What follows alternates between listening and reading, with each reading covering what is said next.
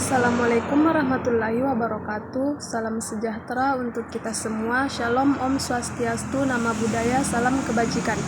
Puji syukur kita panjatkan kehadirat Allah Subhanahu wa Ta'ala. Sholawat serta salam tetap tercurah kepada Nabi Muhammad SAW. Baik, langsung saja perkenalkan, nama saya Andi Irmawati, NIM C01222136 dari kelas manajemen D.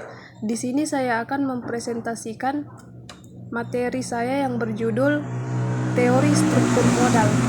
Pengertian struktur modal. Menurut ahli keuangan IM Pandey, struktur modal atau kapital struktur mengacu pada campuran sumber dana jangka panjang seperti surat utang, utang jangka panjang, modal saham, preferensi dan modal saham ekuitas termasuk dengan cadangan dan surplus.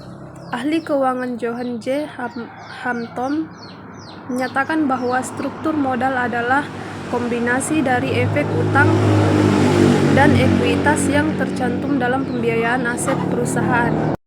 Tujuan dan fungsi kapital struktur: meningkatkan nilai perusahaan, solvabilitas, fleksibilitas, membantu perencanaan pajak perusahaan, memaksimalkan pengembalian, mengurangi risiko finansial, meminimalkan biaya modal, mengoptimalkan pemanfaatan dana. Teori pendekatan tradisional, teori pendekatan Modigliani dan Miller, teori trade-off, teori struktur modal, teori pecking order, teori asimetri informasi dan signaling, teori keagenan.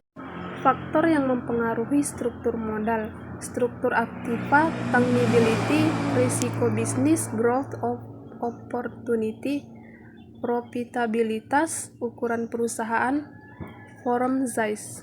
Perbedaan struktur modal, struktur keuangan, dan struktur aset.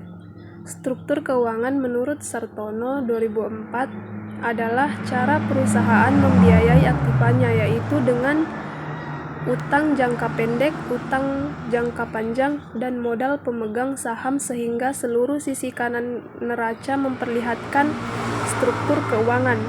Struktur keuangan mengacu pada kekayaan bersih atau ekuitas pemilik dan semua kewajiban baik jangka panjang maupun jangka pendek. Sedangkan kapital struktur mengacu pada proporsi utang jangka panjang dan ekuitas dalam total kapital struktur.